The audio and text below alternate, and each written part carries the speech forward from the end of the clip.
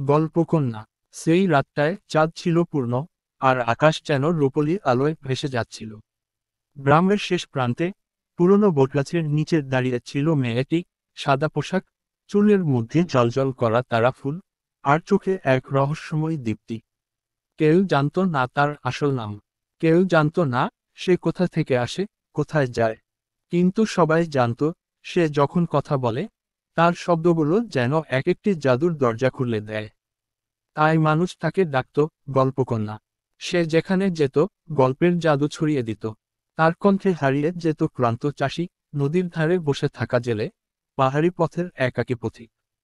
একবার কেউ তার গল্প শুনলেই বাস্তব আর কল্পনার সীমানা মিলিয়ে যেত। একদিন এক অন্ধ যুবক এল তার কাছে। চোখে কালো কাপড় বাঁধা, হাতে কাঠের লাঠি। তুমি কি এমন গল্প শোনাতে পারবে, যা আমার দৃষ্টিহীন চোখেও দেখতে পাবো? গল্পকন্যা মৃদু হাসল।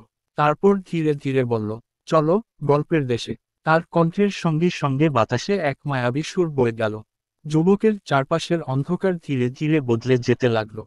সে অনুভব করল, সে আর মাটির ওপর দাঁড়িয়ে নেই, বরং ভাসছে রূপালি জলে।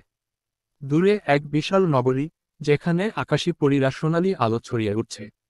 এক সাদা ঘোড়া জলকণার মতো দৌড়ে যাচ্ছে স্বচ্ছ নদীর ওপরে।